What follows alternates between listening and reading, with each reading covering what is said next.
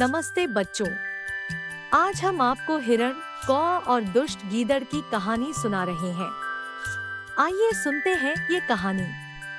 जंगल में एक कौआ और हिरण रहते थे। वे दोनों अच्छे दोस्त थे। हिरण बहुत सेहतमंद था। वो अपनी सुंदर त्वचा के कारण बहुत अच्छा दिखता था। वह बहुत ही खुश रहता था, सारा दिन जंगल में कुलांचे भरता।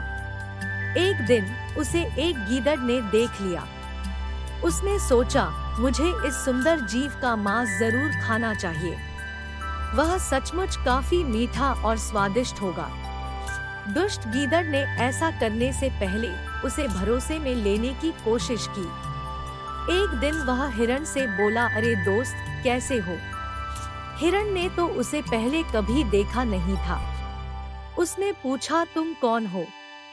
मुझे नहीं लगता कि हम पहले कभी मिले हैं। गीदड़ बोला, मैं गीदड़ हूँ। मैं उस जंगल में अकेला रहता हूँ। मेरे साथ खेलने के लिए कोई नहीं है। क्या तुम मुझसे दोस्ती करोगे? हिरण ने झट से उसकी बात मान ली। वह गीदड़ को अपने घर ले गया। वहीं पास में ही उसका पक्का दोस्त कौआ रहता था। कौए ने जब अजनबी को उसके साथ देखा तो पूछा, दोस्त हिरण, यह कौन है? हिरण ने गीदड़ को उससे मिलवाते हुए कहा, मित्र कौए, यह गीदड़ है। यह हमसे दोस्ती करना चाहता है। कौआ पल भर को चुप रहा, फिर सकुचाते हुए बोला, मुझे नहीं लगता है कि हमें अजनबियों से दोस्ती करनी चाहिए। कौए की बात सुन गीदड़ चिढ़कर बोला, जब तुम हिरण के दोस्त बने थे तो तुम भी उसे अच्छी तरह नहीं जानते थे। एक दूसरे को जानने में वक्त लगता है। सालों की दोस्ती के बाद ही तुम पक्के दोस्त बन पाए हो। अब कौए ने कुछ न कहना ही ठीक समझा। वह बोला, जैसी तुम्हारी मर्जी। अगले दिन से तीनों अपने अपने काम में व्यस्त हो गए। दिन में वे भोजन की तलाश में रहते थे तथा रात को एक साथ वक्त बिताते। कुछ दिन में ही गीदड़ काफी बेचैन हो गया। वह हिरण को मारने के मौके की तलाश में रहने लगा। एक दिन वे दोनों घर में अकेले थे। गीदड़ ने हिरण से कहा, आओ तुम्हें मक्का के खेत में ले चलूं। हिरण उसके साथ चला गया। वहां उसने जी भर कर ताजा मक्का खाया। जल्दी ही खेत के मालिक ने उसे देख लिया। उसने हिरण को पकड़ने के लिए जाल बिछा दिया। अगले दिन हिरण खेत में आया तो जाल में फंस गया। वह सोचने लगा कि अब मुझे कौन बचाएगा। तभी उसे गीदड़ आता दिखा। वह खुश हो गया। हिरण ने उससे कहा, प्रिय मित्र, मैं यहाँ फंस गया हूँ। कृपया मुझे जाल से निकालो। दुष्ट गीदड़ हिरण को जाल में फंसा देख खुश हुआ व बोला, ये जाल चमड़े से बना है।